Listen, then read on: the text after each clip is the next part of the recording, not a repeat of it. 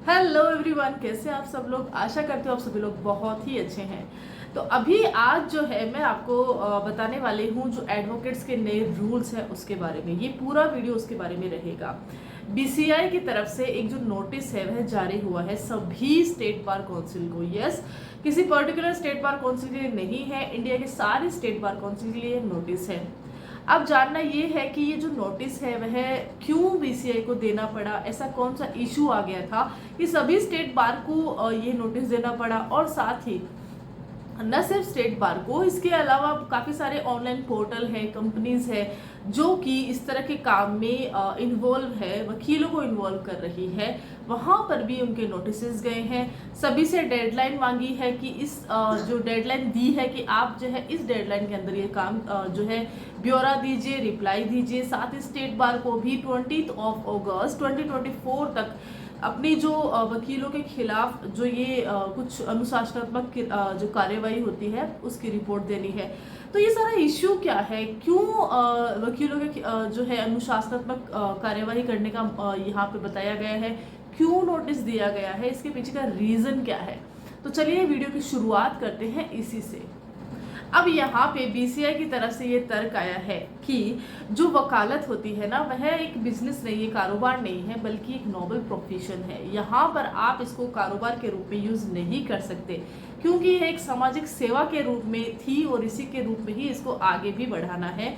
लेकिन अब जो है चीजें बदल रही है, लोग एडवोकेट्स जो है इसका मिसयूज कर रहे हैं। सामाजिक सेवा के बजाय इसको एक कारोबार, इसको एक बिजनेस बना लिया है।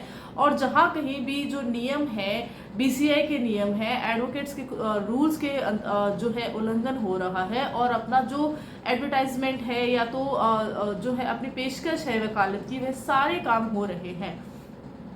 तो अब यहाँ पर एडवोकेट्स के लिए ये चीज़ आ चुकी है।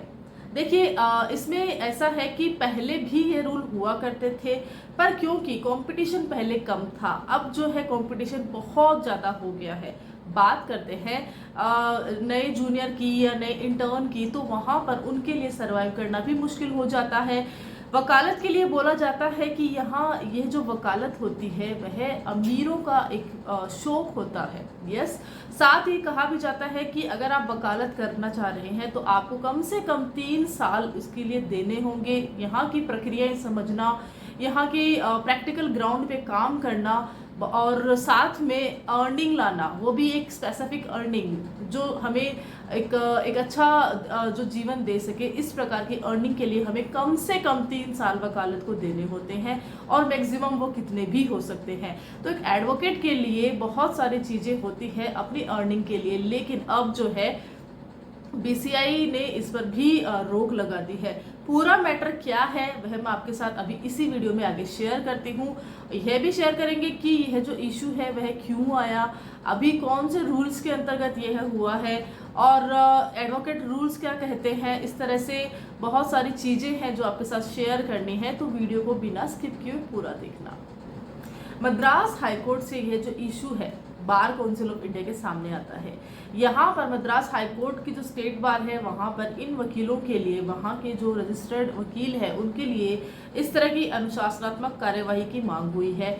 अब जो है बीसीआई ने यह जो चीज़ें सभी स्टेट बार को बोल दिया है कि जो भी एडवोकेट है वह ऑनलाइन पोर्टल पर अपनी जो सेवाएं हैं वह दे रहा। आप देखते होंगे कि हमारे सामने काफ़ी सारी रील्स आती है, यूट्यूब वीडियोस होते हैं जहां पर कि उनके कॉन्टैक्ट नंबर ऊपर दिए जाते हैं और उनको एक स्पेशल वो दिखाते हैं कि हम ये वर्क कर रहे हैं। लाइक कि for an example court marriage हुआ या लिव इन रिलेशनशिप करवाना हुआ या इस तरह की बहुत सारी सेवाएं हैं।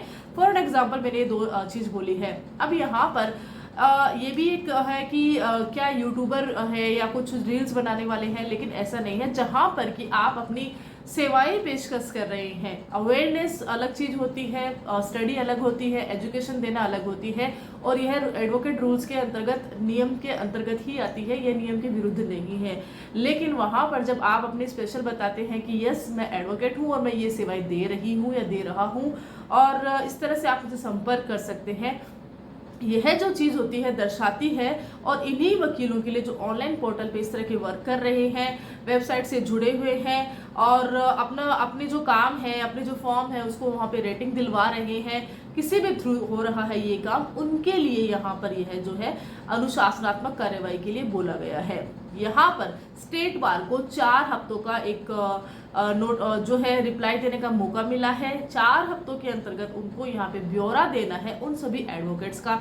और हाँ, उनको यह काम जो है बहुत टफ होने वाला है, क्योंकि ऐसा नहीं है कि अभी के जो एडवोकेट्स है वह मेनली जो एडवोकेट्स है ऑनलाइन पोर्टल पे अपनी सेवाएं दे रहे हैं, अपनी वकालत का पेशकश कर रहे हैं, वकालत को प्रोफेशनल डिग्री भी मानते हैं, लेकिन साथ ही इसको बिजनेस भी माना जाता है। और देखिए पहले कंपटीशन कम था, लेकिन अब कंपटीशन ज़्यादा हो गया है, चीज़ें ज़्यादा हो गई है, तो अपने आप को एक स्टेबल अर्निंग के लिए भी ये सब हो रहा है। लेकिन बीसीआई का रूल 36 ये बोलता है कि आप जो है अगर इस तरह के काम करते हैं तो आप जो है नियम विरुद्ध काम कर रहे हैं, और नियम विरुद्ध काम करने पर आपको जो है यहाँ पे कार्यवाही भी होगी, और इस प्रकार के जो काम करते हैं उन वकीलों पर जुर्माना भी लगाया जाएगा।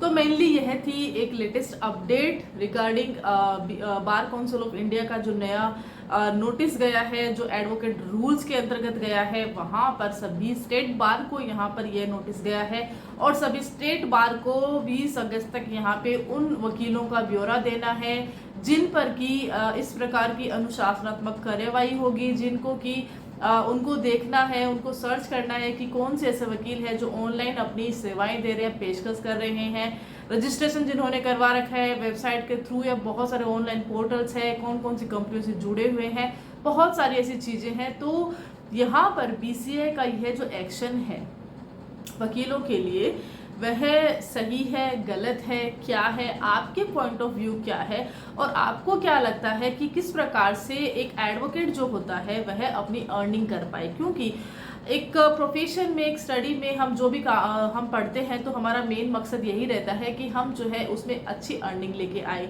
लेकिन जहाँ पर एडवोकेसी बात करते हैं, एडवोकेसी अपने आप में बहुत लेंदी एक सब्जेक्ट होता है, और इसका यहाँ पर ये बोला जाता है कि एक वकील को हमेशा पढ़ते हुए रहना चाहिए। तो आपकी जो स्टडी है वह भी कभी ख़त्म नहीं होगी, आपको बहुत ज़्यादा यहाँ पे स्ट्रगल भी रहता है, और जो है गाइडेंस रहता है, या जो भी आप बोलते हो, तो वहाँ पर उस चीज़ के लिए भी बहुत संघर्ष रहता है।